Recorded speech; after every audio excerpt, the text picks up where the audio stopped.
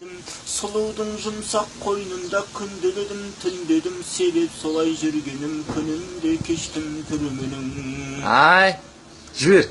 Еркелеген бал едім, еңбектеп басқан екімде, еңселеген бал едім, тай-тай басқан төртімде, ойнақтап толған 10 жаста, бәрі боп өз еркімде, мүмін болам деп едім, анама берген сертімде, 14-те анам аттанып, өршігіп кетті өртімде, осылай шарап бастадым, ұмытылып сертімде, ақыл айтар жан барма 14-те қалған жетімге.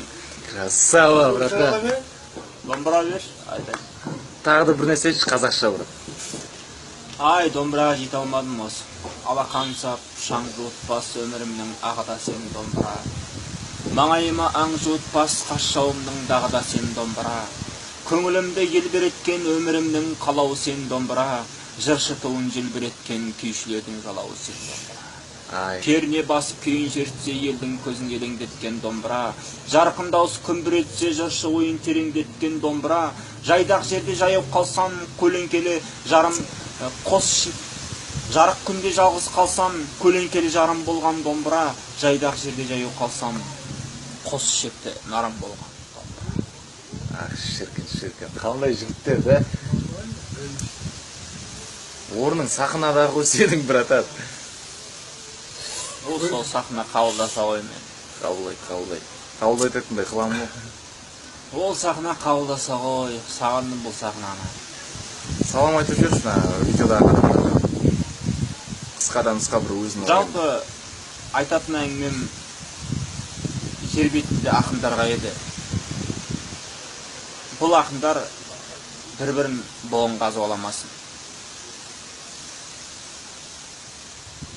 Қанша ақындар кездестім, мен ақынмын дейді, бірақ бір-бірінің артынан айтатын әңгімеді. Соны қою керек. Қазақтың боғы жетеді жер бетінде. Бірақ ақындардың боғы емес. Ақындар жер бетінде жүр, халық ауыздарына қарап отыр. Соны пайдаланып неге айтпайды ақиқатты. Ақиқат айтылу тиіс, е? Ақиқат жалпы айтылу тиіс. Әр дәуірдің перғауын мен мұсасы бар. Немесе перғауынға қысасы бар, сол дәуірден қаншалаған пайғамбарсын алған туралы қысасы бар. Мұхаммед бар, Мұхаммедке ергені бар. Дін үшін шайқасып келгені бар, Мұхаммедтің үмметі боламын деп, қаны менен жанын бергені бар. Отбасым күпірлікте болмасын деп туралықта шайқасып көргені бар. Немесе апаменің қарындаста кәпірдің істегенін көргені бар. Осындай зұлымдық турасында әрі мұсылман көкейде білгені бар. Бірақ патша аскерінен үрейленіп ақиқатты жасап жүргені бар. Осылайша дүниеде 200-ді мұнафық боп өмір сүргені бар. Дұрыс айтасың, ақиқатты жасырып жүргендер. Құлақ сал қайран қазағым. Сөйлегенде сөзді қырдан асырып, ойыңда жұқ жүргенің ақиқатты жасырып. Көкейіме сол ақиқаттың өртімен шабыт келді намысымның дертіне. Талай жерде шабытымның дертімен талай жанды шабарманға ертті. Ал енді шабыт бар деп шалқаяр дәрменім жоқ. Өлеңсіз де өмірде ермегім көп. Бірақ сол өлеңімнің өрнегінде халқымның санасына бермегім көп. Өлеңімнің өрнегінде өмірім бар, халқымна жайсыз қалған көңілім бар. Қоғам деп қоғалайлап жүргендерге шымшыса да шындық үшін көңілім тар.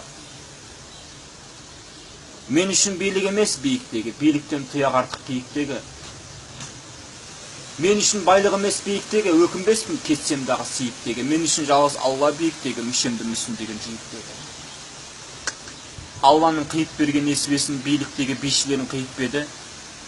Айтшы халқым, Алланы ұлықтамай неге кеттің патша деп биіктегі? Әлде Алла еріктен патшаң құсап хижаптағы бекешіңе тиіп беді? Сол патшаң ғой патшалығын жиып де, қызыңның қызанағын көремін деп тор көйлек тастаған үйіп деді. Ал Раббың несібеңді үйіп бер деп қызыңды қыздай қылып сүйіп берді. Қызыңа арыңды қорға деп аятымен омырауын түйіп берді.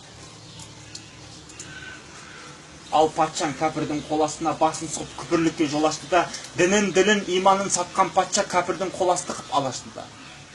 Күпірлік елімізге ерік кірді, ер жеткен ерімізде еріктеді, қылдай шашын жасырған қарындасты шетелдік модасымен еді. Айт, братан, айт. Сол қоршаған күпірліктің кесерінен қарындасты жастайынан жеріктірді. Қарындастың қайғысын көргенімде мені де құржатудан зеріктірді. Айтшы халқым, шегі бар ғой намыстында, сыбдыр бар емес пе қамыстында. Бабам кезі мұсылман болған едің, кәпірге найзаңды жаншытында. Сол күндері шабанымға шалыстында, Алла дедің, кәпір менен алыстында. Бұл күндері қайран халқым кәпір болдым, кәпірдің шошқасымен шалыстында.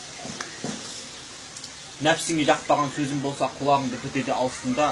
Мұсылман бауыңа қарсы шығып кәпірдің күшігіне болыстыңда, кәпір болдым, кәпір менен шалыстында.